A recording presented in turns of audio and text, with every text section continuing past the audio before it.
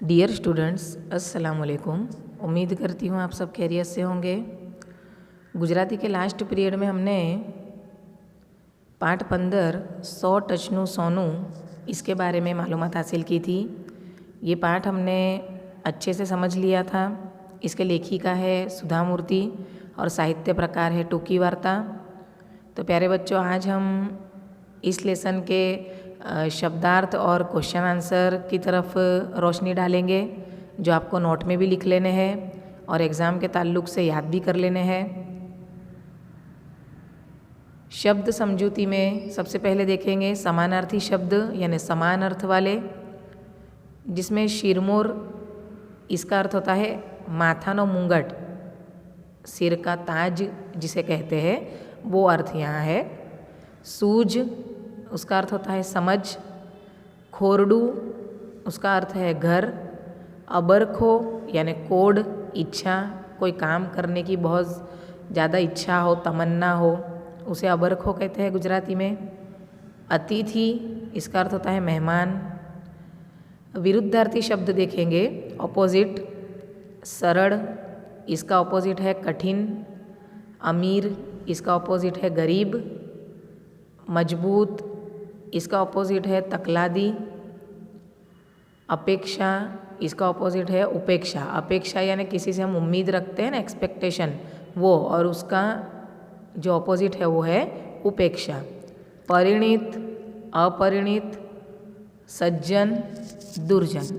परिणित मतलब शादीशुदा और अपरिणित यानी जिसकी शादी नहीं हुई हो वो कुंवारा।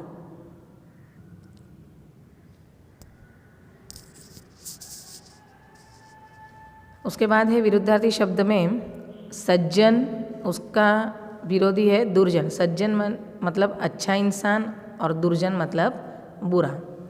अभण यानी अनपढ़ और उसका ऑपोजिट है भणेलू यानी पढ़ा लिखा। उसके बाद है तड़पदा शब्दों, जिसका शिष्ट रूप हम देखेंगे मेहनत। तो मेहनत में यहाँ लोप चिन्ह लगा के ह का लोप किया है। लोप होना यानी गायब हो जाना, लेकिन इसका मीनिंग है शिष्ट रूप है मेहनत। वरह इसका, ये तड़पदा शब्द का जो है शिष्ट रूप है वो है वरस, वर्ष। डील उसका शिष्ट रूप है शरीर, तन। एरू उसका शिष्ट रूप है सांप, नाग। जैसे मैंने आपको बताया था कि जो अय्यप्पा है उसके पिता को एरू आबड़ियो हतो यानी सांप ने काट लिया था। चिंत्या यानी चिंता, फिकर। शब्द समूह माटे एक शब्द अनाज भरवानु स्थान, जहाँ अनाज भरकर रखा जाता है वो जगह को क्या कहते हैं? तो इसका आंसर है कोठार। ये शब्द समझूती भी आपको पढ़ भी लेनी है और नोट में लिख भी लेनी है। નીચેના પ્રશ્નોના આપેલા વિકલ્પોમાંથી સાચો વિકલ્પ પસંદ કરી ખરાની નિશાની કરો। ये MCQs है, एक वाक्य में पूछे जा सकते हैं आपको। प्रश्न 1, कुटुंबની દ્રષ્ટિએ 100 ટચનું સોનું એટલે? तो यहाँ आंसर आएगा भणतर। यहाँ आप दूसरे ऑप्शन देख सकते हैं, लेकिन इसका राइट आंसर है भणतर। दूसरा है सुधा मूर्तिની દ્રષ્ટિએ अतिथि देवो भवની भावना जोवा मळे छे। जोवा यानी कहाँ जाना पड़ता है? शहरों में जવું પડે છે, ગામડાओं में जવું પડે છે, वगड़ा में रहવું પડે છે कि महानगरों में जવું પડે છે? तो इसका सही आंसर आएगा गामड़ाओं में जવું પડે છે। जैसे हमने लेसन समझते वक्त पढ़ा था कि जो अतिथि देवो भव की भावना है वो गांव के लोगों में ज़्यादा देखने को मिलती है। तो इसका आंसर बी, गामड़ाओं में जવું પડે। तीसरा, कुटुंबमाना अंतरात्मानो साध हतो के? अंतरात्मा यानी उसके अंदर से, उसके मन से क्या आवाज़ आ रही थी कुटुंबा के? तू बाकीનું जीवन शહેરમાં વિતાવી દે, તું જંગલમાં સંન્યાસીની બની જા, તારે ગામ પાછી જા અને તારા માણસો માટે કંઈક કર, या डी, તારે કશું જ કરવાની જરૂર નથી? तो इसका आंसर आएगा सी, તારે ગામ પાછી જા અને તારા માણસો માટે કંઈક कर। उसके बाद है चौथा, एक गणेली स्त्री, एक पढ़ी लिखी स्त्री क्या कर सकती है? अभिमानी बने, शणगार सजे, बधा पर रोफ जमावे या आखा गाम ने दीपावे? तो यहाँ इसका आंसर आएगा डी, आखा गाम ने दीपावे। मतलब कि जहाँ एक पढ़ी लिखी सुलझी हुई स्त्री होती है वो पूरे गांव को रोशन करती है। पांचवा प्रश्न, अय्यप्पाનું पात्र कई कृतिનું છે? तो यहाँ जो हम लेसन अभी कर रहे हैं आपको याद ही है, पता ही है, इसका आंसर आएगा बी, 100 टचનું સોનું। अय्यप्पा का पात्र ये कृति का है। आगे देखेंगे, नीचेना प्रश्नों 2-3 वाक्य में जवाब आपो। ये 2 मार्क्स में पूछे जाते हैं। अक्सर ये प्रश्न आता है एग्जाम में, अय्यप्पा मुंबई जई केवी रीते भण्या? अय्यप्पा ने मुंबई जाके मतलब कैसे अपनी पढ़ाई की, ये 2 मार्क्स का है। अय्यप्पा होटल में कप रकाबी विछड़तो, होटल में कप रकेबी धोता, पछी तेने शेठे चाय पाव तरीके आजूबाजूनी ऑफिसों में किटली फेरवतो करी दीधो। थोड़ी तरक्की हुई आगे उसकी ईमानदारी देखकर। बक्षीस अने पगारनी रकम भेगी करीने रात्रे मोंघा वीरानी रात्रि शाला में भणवानुं चालू राख्યું। ये मोंघा वीरा जो रात्रि शाला है इसका नाम आपको याद रखना है। मैट्रिक पास थया पछी रातनी कॉलेज में भण्यो, मतलब अय्यप्पा मुंबई जाकर काम के साथ साथ पढ़ाई और पढ़ाई के साथ साथ काम भी करता था और इस प्रकार उसने कामयाबी हासिल की। तो ये 2 मार्क्स में अक्सर पूछा जाता है, आपको नोट में भी लिख लेना है, याद कर लेना है। उसके बाद का प्रश्न है, लेखिका साथे बात करता कुटुंबना गळे डूमो केम बाज्यो? डूमो बाजवो मतलब के रोना आ जाना, आँख भराना। लेखिका साथे बात करता कुटुंबना गळे डूमो बाज्यो कारण के तेमनी समक्ष तेमना पतिનું अवसान આવ્યું, यानी उन्होंने अतीत की बातें याद की, उनके पति की मृत्यु को याद किया, अपने पहले के जो तकलीफ़ वाले दिन थे, गरीबी के दिन थे उसको याद किया, इसलिए उनकी आंखों में आंसू आ गए। वड़ी तेमणे आपेलू वचन एक भाव में 2 भाव नहीं करूँ, यानी भव यानी जन्म, यानी ये ज़िंदगी में वो दूसरी शादी नहीं करेगी, ऐसा वचन उन्होंने अपने पति को दिया था। गगाने भणावीश ने पगभर था एवं तैयार करीश याद आव्यू, मतलब पिछली बातें उनको याद आई इसलिए उनका दिल भराया। उसके बाद का प्रश्न है, कुटुंबमाए दागीना गड़ाववानी केम ना पाड़ी दीधी? उसने गहने बनाने की क्यों ना कह दी? अय्यप्पा ने जब कहा कि अब तुझे जितने गहने बनवाने हो माँ तू बनवा, तब कुटुंबा ने क्यों मना कर दिया? तो उसका आंसर है, कुटुंबाए दागीना गड़ाववानी ना पाड़ी दीधी कारण के ते भणतरने ज यानी इल्म को ही वो 100% खरा सोना समझती है, कारण के ते भणतरने ज 100 टचનું સોનું ઘરેણું માનતા હતા। તે પોતાના વિસ્તારના છોકરા ઘેર રહીને ભણી શકે તેવું કંઈક કરવા ઈચ્છતા હતા। मतलब अय्यप्पा को जो तकलीफ़ हुई, गांव छोड़कर मुंबई जाना पड़ा, काम करते हुए पढ़ाई करनी पड़ी, ऐसी तकलीफ़ दूसरे बच्चों को न हो गांव के, इसीलिए उसने अपने गांव के गरीब बच्चों के लिए स्कूल बनवाने का, उनको इल्म देने का मतलब के मनोमन निर्णय किया।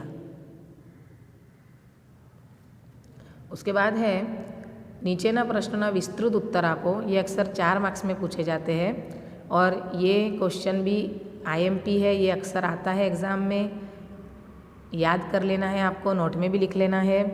अय्यप्पाना जीवननी चढ़ती पड़ती वर्णव। चढ़ती पड़ती मतलब के धूप छाव, गरीबी के बाद जो अमीरी आई, तकलीफ़ वाले वक्त के बाद जो राहत आई, उसका वर्णन हमें यहाँ करना है। शुरुआत से अय्यप्पा के साथ क्या हुआ और उसने कैसे काम करते हुए, पढ़ाई करते हुए कामयाबी को हासिल किया, वो आपको यहाँ लिखना है। अय्यप्पाનો जन्म एक गरीब परिवारમાં થયો હતો। તે 5 વર્ષના થયા ત્યારે તેમના પિતાનું ઝેરી સાપ કરડવાથી અવસાન થયું હતું। તે હોશિયાર હતા। 12 વર્ષની ઉંમરે મુંબઈ ગયા અને હોટલમાં કપ રકાબી વિછળવાની નોકરી કરવા લાગ્યા।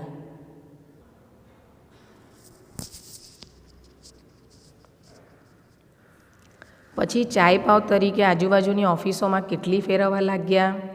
ये सब हमने पाठ पढ़ते वक्त समझा था। बक्षीस अने पगारनी रकम भेगी करीने रात्रे मोंघा वीरानी रात्रि शाळामां भणवानुं चालू राख्युं। त्यांथी सारा टका मेळवी मैट्रिक पास थया अने होटलना मालिके एमने क्लार्क तरीके राख्या। और आगे तरक्की हो गई। उनकी ईमानदारी और अच्छे परसेंटेज से पास होने की वजह से जो होटल में वो कप रकेबी धोने की नौकरी करते थे वहीं वो क्लार्क बन गए अय्यप्पा। एमणे रातनी कॉलेज में नाम लखाव्યું। कॉलेज पतावीने मुंबई में होटल चालू करी। 12 वर्ष एक ज होटल में काम करीने बधो हुनर सीखी लीधो। 12 साल उन्होंने एक ही होटल में काम किया, इसलिए होटल की पूरी मालूमात उन्हें हो गई थी, पूरा हुनर उन्होंने हासिल कर लिया था, इसलिए उन्होंने नई होटल की शुरुआत मुंबई में की। પછી તો તે અનેક હોટલના માલિક બન્યા. ફિર કઈ હોટલ કે માલિક વો બન ગયે. માતાના કહેવાથી દીકરાને બધું સોંપીને 55 વર્ષની ઉંમરે તેઓએ વતનમાં પાછા આવીને અનેક શાળાઓ બંધાવી. माँ के कहने पर अयप्पा ने अपने बेटे को पूरा कारोबार सौंप दिया और 55 वर्ष की उम्र में वो वतन अपने गांव वापस आके उन्होंने कई स्कूलें बंधवाई गरीब और ज़रूरतमंद बच्चों के लिए. कुतम्मानु पात्र लेखन. तो यहाँ जो कुतम्मा अयप्पा की माँ है उसके किरदार के बारे में हमें बताना है. कुतम्मा बहु गरीब હતા, નાનપણથી જે મજૂરીએ જતા. તેમના લગ્ન પણ નાની ઉંમરે જ થયા અને દીકરો તેમની નાની ઉંમરે જ જન્મ્યો. ये सब हमने લેસન પડતે વખત સમજા था. દીકરાને સારું ભણતર આપવા તેમણે કુટુંબ નિયોજન અપનાવ્યું. દીકરો 5 વર્ષનો થયો ત્યારે કુટુંબમાંના પતિ ઝેરી સાપ કરડવાથી અવસાન પામ્યા. ઝેરી સાપ કે કાટને से वो उनकी मृत्यु हो गई.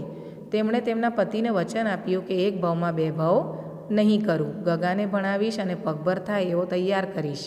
આમાં એમની હિંમત અને दृढ़ मनोबलના दर्शन થાય છે कि जो उन्होंने फैसला किया उसे निभाने की हिम्मत भी बताई और ईमानदारी भी बताई. जो उन्होंने वादा किया था अपने पति से वो निभाया.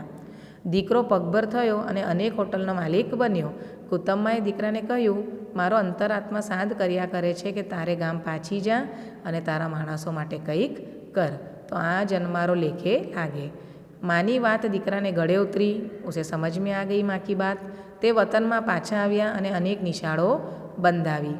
દીકરાને કુટુંબમાને ઘરેણાં ઘડાવવા કહ્યું. દીકરાએ કુટુંબમાને ઘરેણાં ઘડાવવા કહ્યું ત્યારે તેમણે દીકરાને કહ્યું, બેટા 100 ટચનું સોનું ઘરેણું તો એક જ છે, ભણતર યાને ઇલ્મ.